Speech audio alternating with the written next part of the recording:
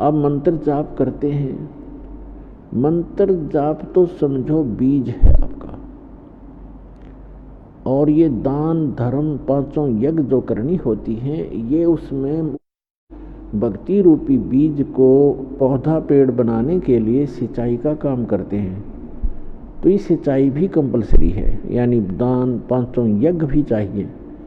एक यज्ञ है धर्म की, दूसरी यज्ञ है ध्यान, तीसरी यज्ञ हवन की, चौथी यज्ञ प्रणाम, और पांचवी यज्ञ ज्ञान की।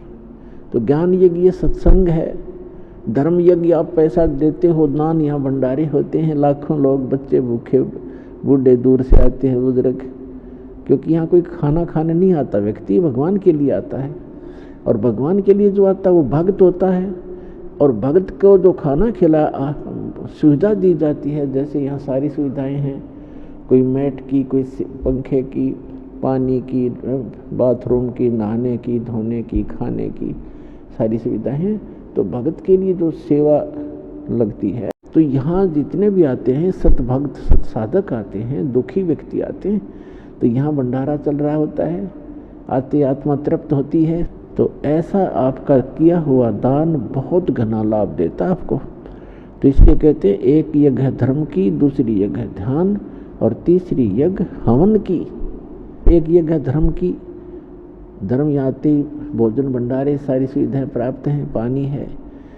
फिर ध्यान, यानी आप यहाँ आते हो तो परमात्मा की याद ही रहती है, यहाँ चर्चा चलती है तो भगवान की ही चलती है। यहाँ कर भी कोई नालायक इधर उधर की गप्पे मारता है तो भक्त नहीं है, अभी वो बालक है या पहली दूसरी कक्षा का बच्चा, तो इधर उधर की बातें कर सकता है। जो प्रथम दूसरी तीसरी बार आया हो तो उसके साथ बड़े पुराने भक्तों को चाहिए, एक दो बात उसकी सुने, कोई दुख बताता है दुख सुने, फिर उसको बतावे, फिर कहे भी अपना मंत्र कर, मंत्र से लाभ होता है, गुरुजी बताते हैं, भक्ति करते रहो।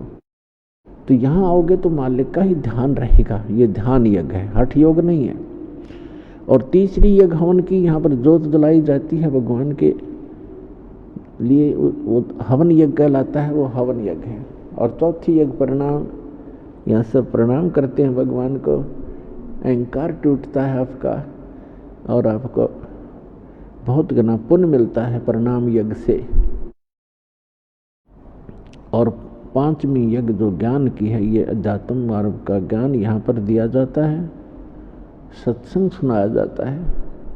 तो ये पांचों यज्ञ अनिवार्य हैं इस भक्ति रूपी पौधे को, भक्ति रूपी फसल को सफल बनाने के लिए।